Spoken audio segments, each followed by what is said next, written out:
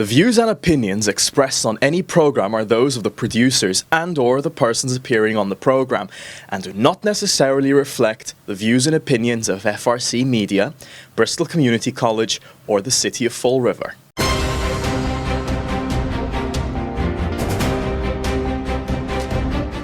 Thank you for joining us today. I'm Keith Tebow at FRC Media. As we get closer to the November 5th election, we are trying to help you as voters prepare when you head to the polls. One of the things we're doing is we're speaking to the proponents and opponents of the 5 ballot questions that voters will face when they head out on election day.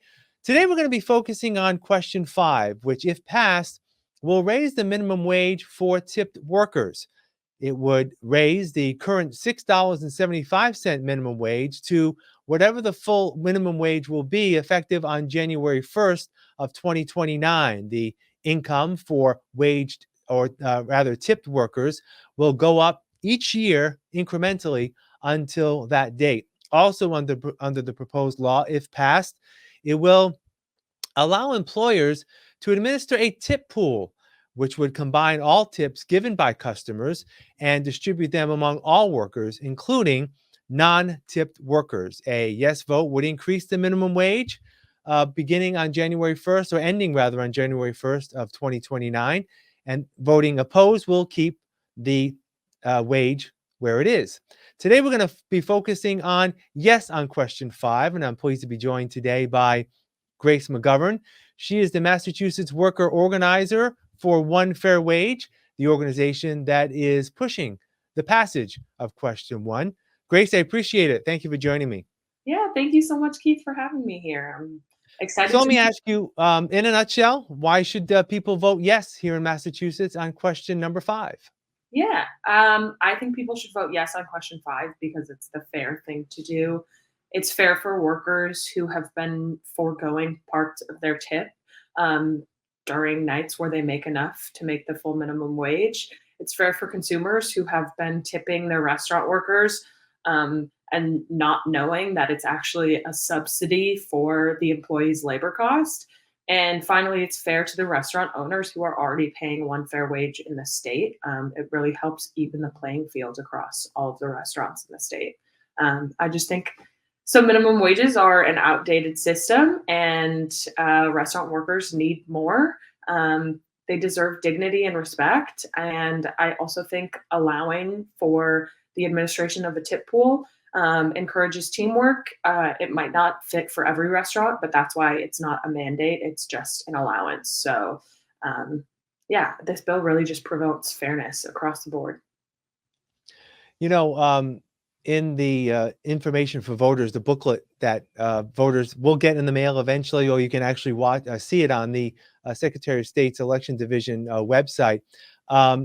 One Fair Wage, writes the write-up, if you will, on why people should vote yes on question 5, and some of those you just mentioned. But one of them says that there are already, as you mentioned, there are already businesses that are paying the full minimum wage plus tips. Are they primarily restaurants? Are there industries as well that will be potentially impacted by this? Or are we just mainly talking, restaurant workers? It is primarily restaurant workers. Most tipped workers in Massachusetts are restaurant workers. There are also some salon workers and counter workers who are being paid a sub-minimum wage. It's not as likely.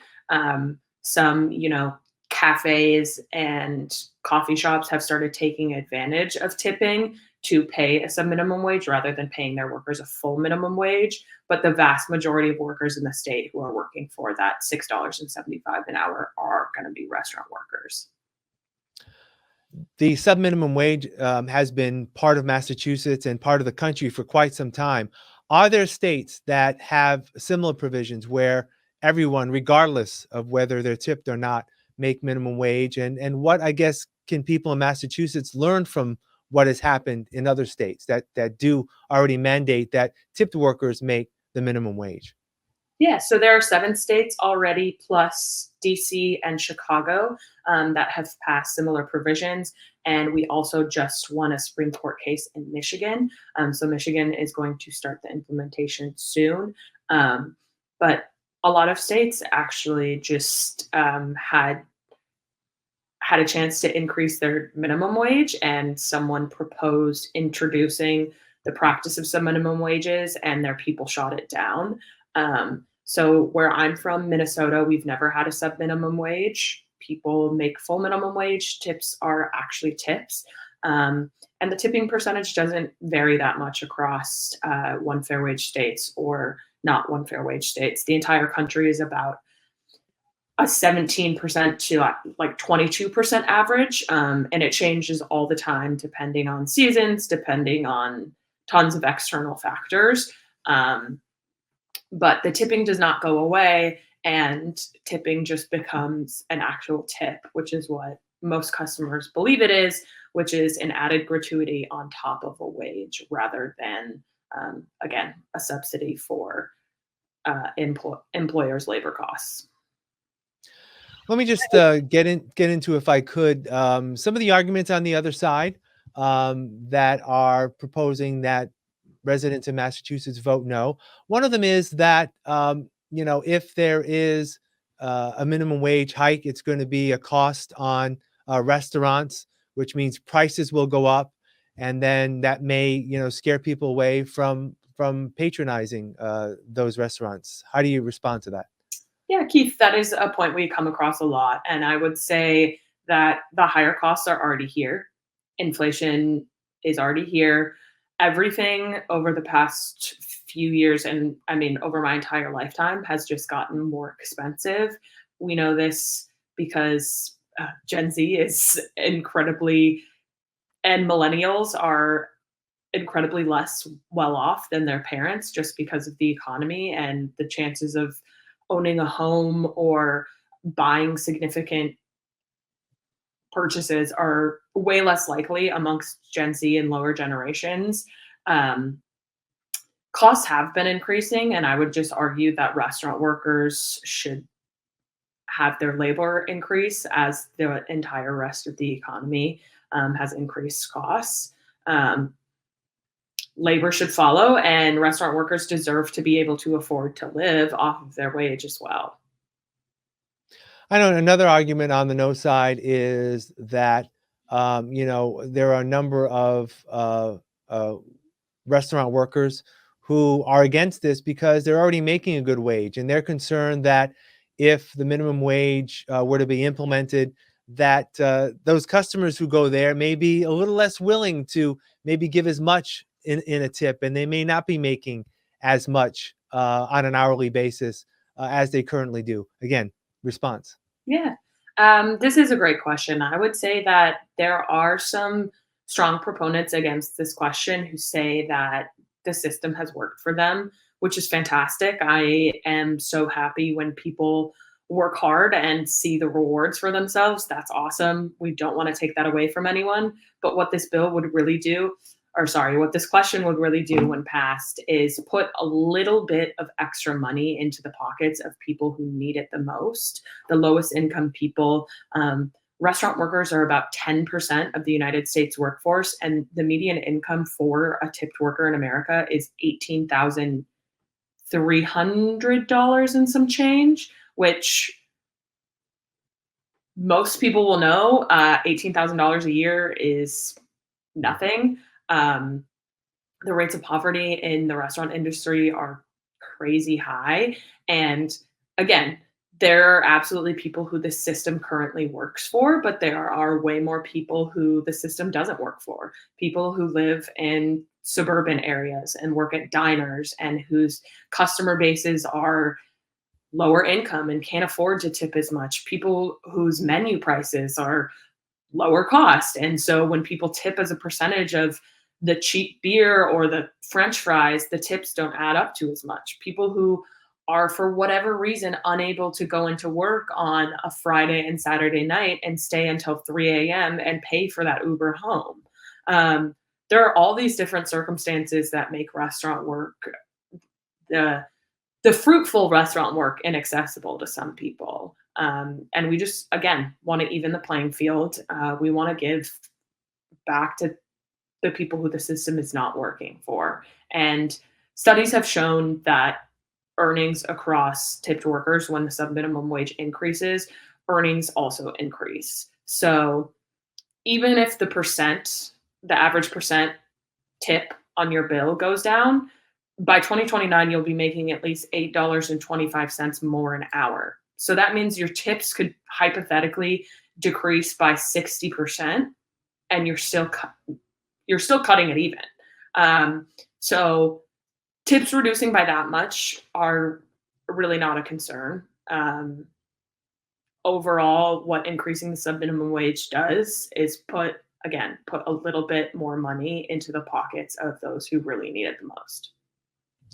Is there a concern at all that potentially, if this were to pass, some smaller restaurants, not necessarily the chain restaurants, um, would maybe consider closing their doors if they feel that they need to raise prices at a point where they can't survive?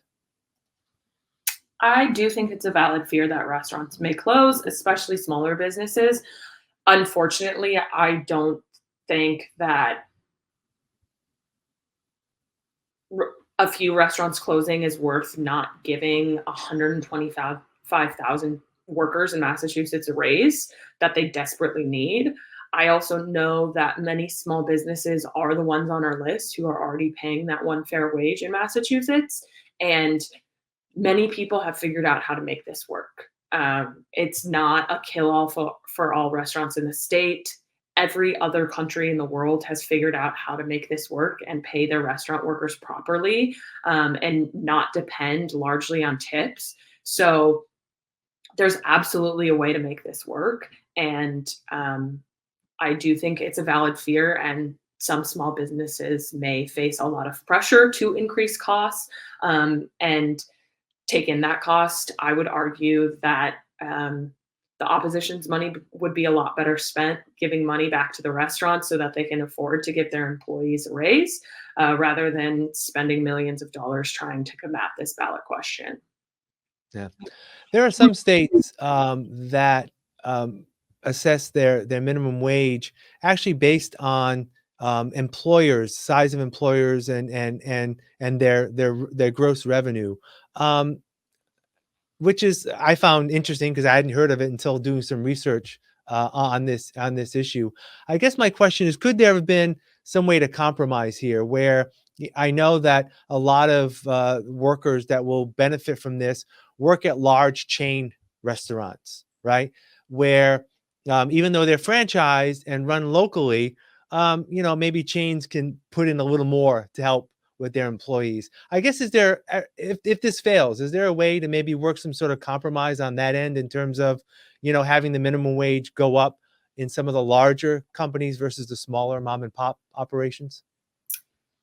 In an ideal world, that might work. I would argue that it would be harder to target just the corporations to get them to pay people more. They would probably argue that that's unfair, that they have to pay a higher wage than other people for the same labor. I also would say that minimum wage workers in mom and pop shops deserve to make a minimum wage as well. 15 is what the state has decided is the lowest wage we should make. And for some reason, we're allowing 125,000 people to potentially make less than that. And also, even if they're breaking even and they're making just that $15 an hour, they've worked harder to make these tips that customers think they're giving directly to the server or the waiter or the bartender. And instead, it's going to the owner to subsidize labor costs. Yeah. Final question for you, Grace, as we wrap up. Who are some of the either high profile individuals or organizations that are supporting the measure? And if people want to find more information, how can they do so? Yeah, absolutely. We have tons of information on our website. One Fair Wage has fact sheets for every state. Yes on 5 Massachusetts on all social media platforms. If you're a tipped worker or an eager volunteer, you can email me, grace@onefairwage.org. We have support from Ayanna Presley. She was a tipped worker herself, and we love the Dorchester community. Congresswoman Presley helped us raise money at our fundraiser to continue campaigning. Elizabeth Warren was also one of the signatures that helped us get onto the ballot at the Democratic Massachusetts Democrats convention in Worcester, and so that was a very exciting day to get Elizabeth Warren's signature. But we also have tons of coalition members across the state: New England United for Justice, Brazilian Workers Center, Justice at Work, Jewish Alliance of Law and Social Justice. I'm definitely forgetting some, but they're all listed on our website. And our partner restaurants as well, who are already paying one fair wage. If you want to go support them throughout the state, those are listed there too. All right, Grace McGovern, the Massachusetts worker organizer for one fair wage, imploring voters to vote yes on question 5. Thank you for your time. I appreciate it, and all the best. Thank you. Thank you so much, Keith. I really appreciate it.